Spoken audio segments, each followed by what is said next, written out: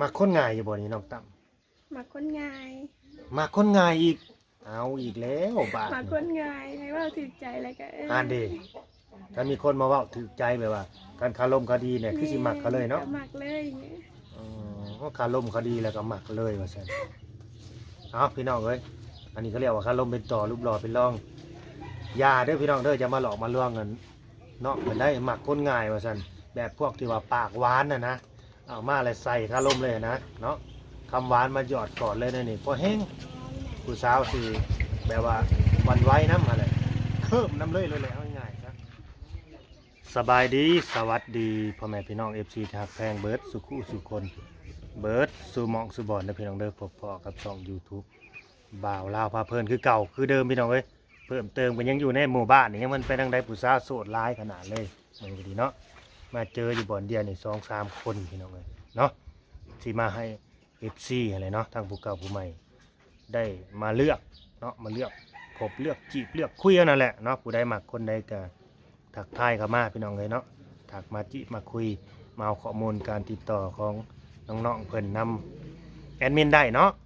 ขึ้นอยู่ในหน้าจอเด้อข้อมูลการติดต่อก็ดีทักมาแอดมินก่อนเนาะบ่มีค่าใช้จ่ายใดๆทั้งสิ้นเด้อพี่น้องเด้อเนาะทักมาเอาได้เฮาก็ยินดีที่จะเป็นสื่อทางสะพานหักและก็สะพานบุญให้เนาะตอนนี้ก็ผู้สาวโสดก็นั่งอยู่ข้างๆเฮานี่เลยเนาะก็ฝากกดไลค์กดแชร์กดติดตามพี่น้องเอ้ยอันนี้ก็สิเป็นสาวโสดหน้าใหม่เนาะมาเปิดใจครั้งแรกพี่น้องเอ้ยน้องเพิ่นสิเคยมีครอบครัวบ่นี่ยังบ่ฮู้เด้เนาะโสดมาจากปีแล้วและก็อายุจากปีเนาะสื่อจังใดก็ยังบ่ฮู้อันนี้ก็เดี๋ยวจังไปเว้าไปคุยแล้วก็ไปสอบถามน้องเพิ่นพร้อมๆกันเนาะฝากเป็นกำลังใจให้เด้อพี่น้องเด้อปึ้งนี่แหละพี่น้องเอ้ยหน้าตาผู้สาวโสดคนใหม่เนาะสบายดี FC เนาะ โดยสบายดี ครั้งแรกเด้อบ่ต้อง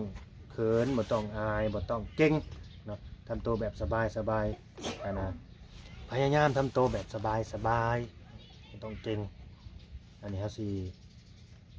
มาสัมภาษณ์น้องเพิ่นเนาะพี่น้องเอ้ยมื้อนี้สิออกมาเปิดใจว่าซั่นเนาะสถานะตอนนี้โสดบ่น้อง โดยส่วน ชื่อว่าแนวใดน้องชื่อว่าจังได๋ น้องซื้อตั้มจ้า น้องตั้มชื่อตั้มได้พี่น้องเอ้ยเนาะน้องสาวตั้มน้องตั้มปัจจุบันนี่อายุจักปีน้องล่ะ 18 ปี โอ้สาวโสด18 ปีเด้อพี่น้องเด้อนี่เด้อเนาะ18 ปี22 ปี23 ปีนี่เบิดส่วนว่าผู้อยู่ทางหลังน่ะก็น้องอรไทยพี่น้องเอ้ยน่ะเนาะน้องอรไทยเด้อนี่เด้อเพิ่นอยู่บ้านเดียวกันเนาะก็สิเป็นหมู่รุ่นเอื้อยนั่นแหละอยู่บ้านเดียวกันผู้สาวโสดคือกันอีก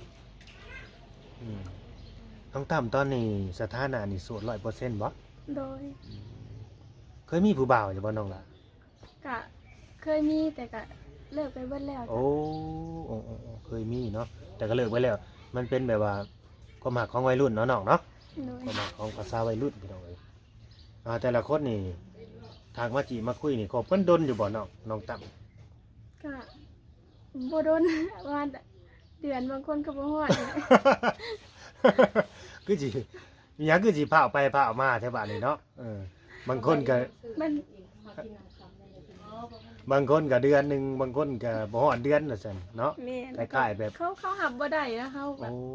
ครอบครัวเขามันถูกยากเนาะเขามาเห็นเพื่อนไม่เห็นร้านเขาก็แบบบ่มักเฮานี่เขาต้องเป็นคนห่างคนนี้ โอ้โดยหนึ่งมาคือฐานะเฮาบ่สมเขาเนาะน้องเนาะ แม่น ฐานะบ่สมเขาพี่น้องเลย เขาก็เลยแบบ คือบ่คิดสิจริงจังดอกเนาะ แม่น กันว่าน่ะสิคุยไปลมไปเล่นเล่นนั่นแหละน้องตั้มโทษเด้อมีพี่น้องจักคนน้องล่ะ มีอยู่น้องอยู่3 คนแล้วก็เอ้ย2 คน โอ้น้องเป็นคนที่3บ่นี่ แม่น เป็นลูกผู้ที่3เนาะมีเอื้อย2มีน้องอีก 3 มีเอื้อย3คน มีเอ้ยอยู่2 คนแล้วก็มีน้องอยู่3 คน โอ้แสดงมีพี่น้อง6 คน แม่น อืมเอื้อยนี่โสดยังโสดด้วยกันบ่หรือว่ามีครอบครัวแล้ว กะโสดคนหนึงมีครอบครัวคนหนึง โอ้น้องตั้มเคยไปทำงานฝั่งไทยแล้วบ่นี่ เคยไปอยู่ โอ้ ก็ไปทำงานมาแล้วเนาะบ่ได้เรียนหนังสือบ่น้องล่ะ ก็เรียนจบม .4 แล้วก็ไป โอ้จบม .4 โทษเด้อขอถามน้องมันอรไทยย้อนหลังได้น้องได้เรียนหนังสืออยู่บ่น้องอรไทยก็จบห้องใดนี่น้อง ม โอ้น้องอรไทยจบม .6 ส่วนน้องตั้มนี่จบม .4 บ่ .6 โดย ก็แสดงว่าบ่แม่นคนคือคนใบ้พี่น้องเอ้ยเนาะมีความรู้กันอยู่อันนะอ่านได้เขียนเป็นแบบว่าง่ายๆซะคนสิมาตัวยากแม่นบ่น้อง คนสิมาหลอกมาตัวยากอยู่ว่าซั่นก็เป็นกำลังใจให้เนาะครอบครัวก็ค่อนข้างสิทุกข์ยากเนาะว่าแต่ก็เฮ็ดนาเฮ็ดหน้าบ่น้องตั้มก็เด้อ แม่นเฮ็ดไหนเฮ็ดหน้า โอ้อาชีพหลักๆเนาะบ้านเฮาเนาะ โดย แม่นั่นแหละโตอาเองก็เฮ็ดนาคือกันอันนี้ก็ดีแอดมินก็เฮ็ดนาพี่น้องเอ้ยเนาะเพราะว่าฝากท้องฝากไส้ไว้นำตรงไห้ตรงหน้าหั่นล่ะกันบ่เฮ็ดก็บ่ได้กินไปทำงานฝั่งไทยนี่ไปโดนบ่น้องไปอยู่หลายปีอยู่บ่หรือว่าไปๆมา ก็บ่โดนน้องไปๆมา ๆ บางทีบ่สำบายแล้วก็มา โอ้บ่สำบายแล้วก็มา ไปได้3เดือนแล้วก็มาอันนี้ก็สิฮอดสงกรานต์แล้วไปได้3เดือนแล้วก็มา โดยอันนี้คือความหมายนี่เป็นพาสปอร์ตเหมือนบ่ แม่น มันก็สิได้เงินอยู่บ่น้องไปๆมาๆแบบนี้ บ่ได้เพิ่น บ่ได้เนาะ ไปแล้วเดี๋ยวนี้ โอ้บอกให้ไปแล้วกัสิแม่นั่นแหละเพิ่นว่าไปกับบ่ได้เงินดอกนางเอ้ยออกมาเอาผัวซะเราสิว่าบ่จัก เพิ่นให้มาอยู่เฮ็ดหน้า โอ้แต่ว่าแม่อยากได้ลูกเคยเลยเด้อเนี่ยนี่บ่แม่นบ่หาคนมาเฮ็ดหน้าซอยเด้อมีผู้ชายอยู่บ่ในเฮือนเนาะมีผู้ชายอยู่บ่ ในเรือนนี้ผู้ชายอยู่คนเดียวมีน้องชายคนเดียว กับพ่อเบิดเท่านั้น แม่น โอ้ผู้ที่พาเฮ็ดหน้าน่ะคือพ่อเท่านั้น โดย เพราะว่ามีแต่ผู้หญิงเนาะ แม่นในเรือนมีแต่ผู้หญิง ผู้ชายบ่คือน้องอันนั้นยังน้อยพี่น้องเอ้ยมื้อนี้คือสิออกมาเปิดใจเนาะน้องตั้มเนาะ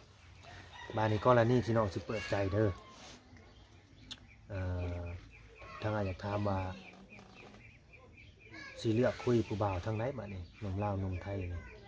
ถามว่าทั้งไหนก็ได้หมดถ้าพ่อถ้าเขาจริงใจกับเฮา โอ้ขอแต่เขาจริงใจกับเฮา โดย ที่ผ่านมานี่เฮาเจอแต่คนบ่จริงใจเนาะ แม่น มีแต่คนมาหลอกมาตัวเฮาบ่ได้ตัวเขาก่อนบ่น้องล่ะ บ่ บ่เนาะบ่เคยตัวเขาก่อน โดย บ้านนี้เบิ่งกะขากเด้อกันไผเข้ามาเลยถ้าคิดว่าเขาสิมาหลอกมาลวงถ้าตัวเขาก่อน อย่าให้เขาตัวเฮาเนาะอย่าให้เขาตัวเฮาอะนะเบิ่งกะคักมักคนง่ายอยู่บ่นี่น้องตั้ม มักคนง่าย มักคนง่ายอีกเอาอีกแล้วบาด มักคนง่ายให้ว่าถูกใจแล้วก็อ่านดิถ้ามีคนมาเว้าถูกใจแบบว่าการคารมคดีเนี่ยคือสิมักเขาเลยเนาะ ก็มักเลยเนี่ย เพราะคารมคดีแล้วก็มักเลยว่าซั่นเอาพี่น้องเอ้ยอันนี้เขาเรียกว่าคารมเป็นต่อรูปหล่อเป็นรองอย่าเด้อพี่น้องเด้อจะมาหลอกมาลวงกันเนาะเพิ่นได้มักคนง่ายว่าซั่นแบบพวกที่ว่าปากหวานน่ะนะเอามาแล้วใส่คารมเลยนะเนาะคำหวานมาหยอดก่อนเลยนะนี่พอแห้งผู้สาวสิแบบว่าวันไว้น้ำมาเลยเคิมน้ำเลยเลยแหละเอาง่ายๆซะแสดงว่าบุญบ้านของไรนี่ก็ได้เล่นเนาะ มาบ่ทันเนาะ เอามาบ่ท่านบ่ แม่นมาบ่ทัน อ๋อแต่ว่าน้องอรไทยเพิ่นอยู่เนาะบุญบ้านก็ได้ม่วนอยู่บ่น้องอรไทยบุญบ้าน ม่วน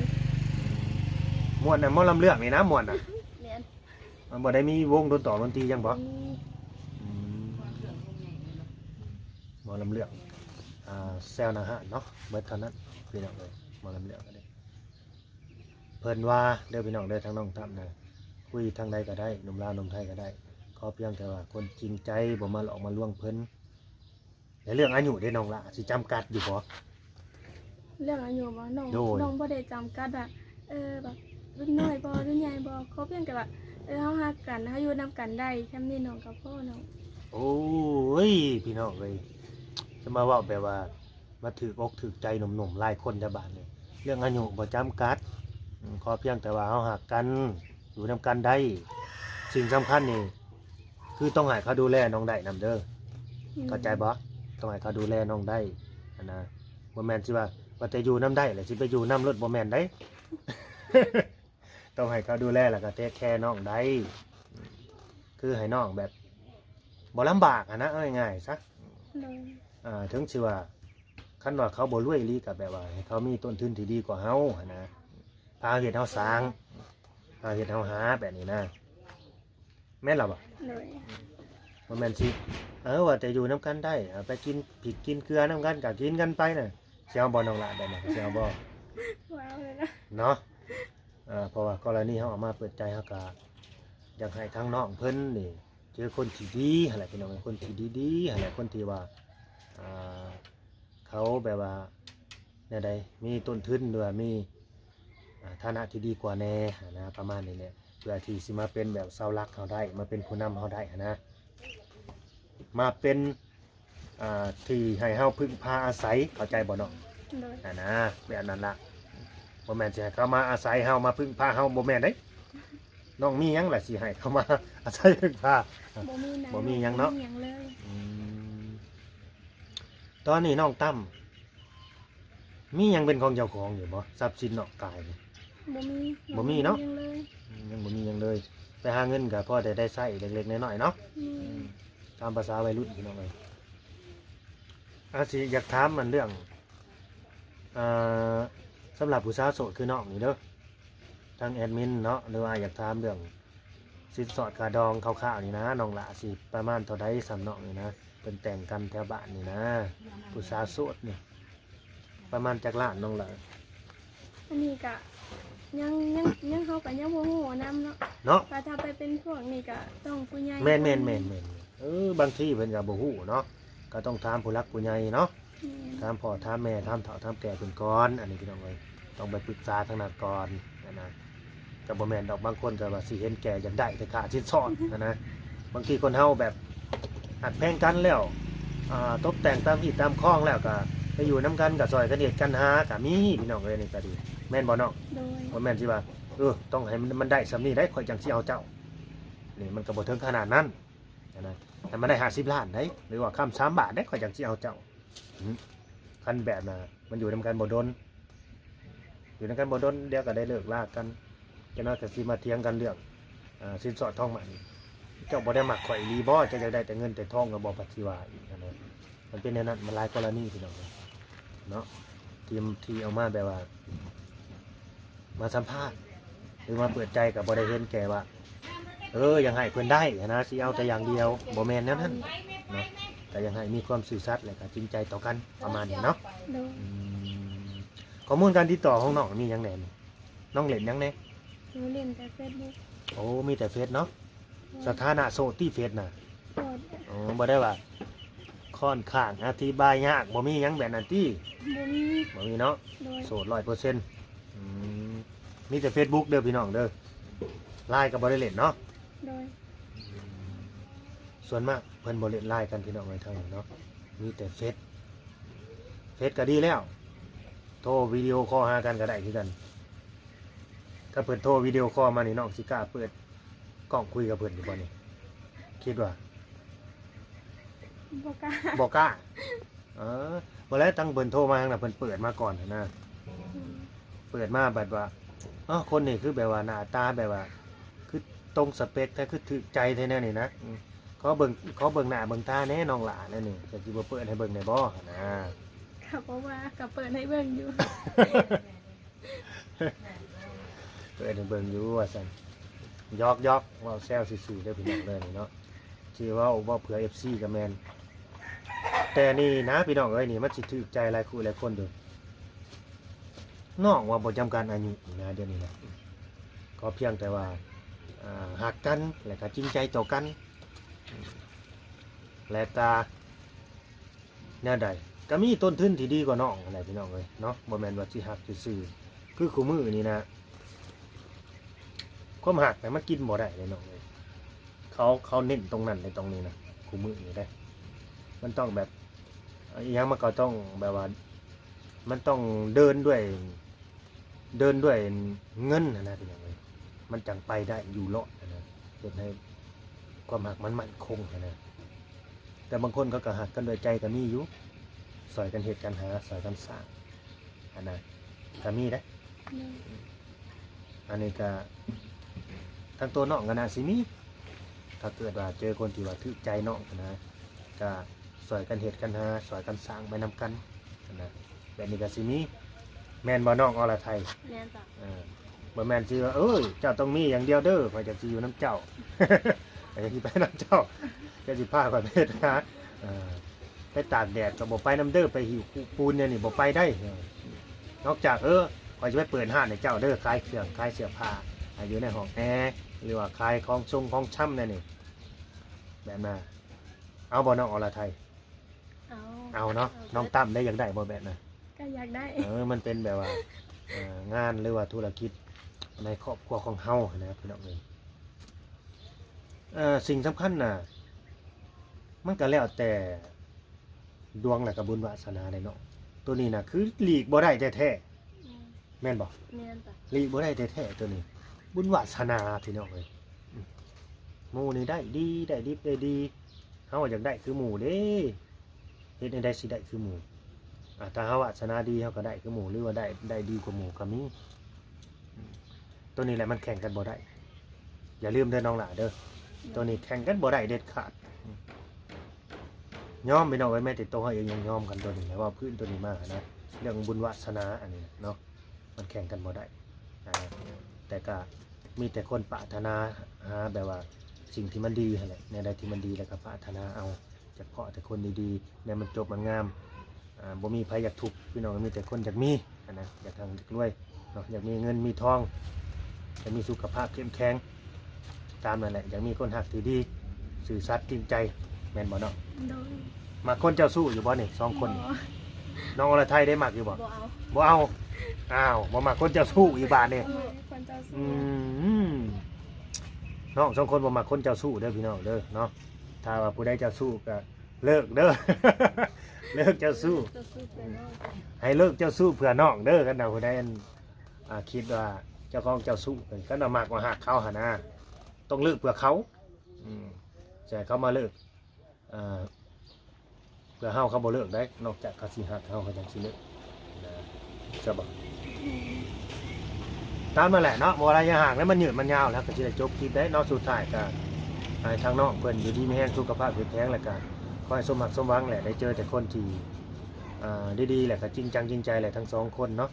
ทั้ง2สาวแหละเนาะผู้สาวสวยเบิด2เปิดใจให้กันให้เจอแต่คนดีๆที่จะมาดูแลแล้วก็เทคแคร์ซัพพอร์ตน้องเพิ่นเนาะฝากกดไลค์กดแชร์กดติดตามพี่น้องเอ้ยสบายดีน้องสบายดีโดยสบายดีพี่น้องเอ้ยโอ้ยเมื่อยหลายหิวน้ำเนาะหิวน้ำ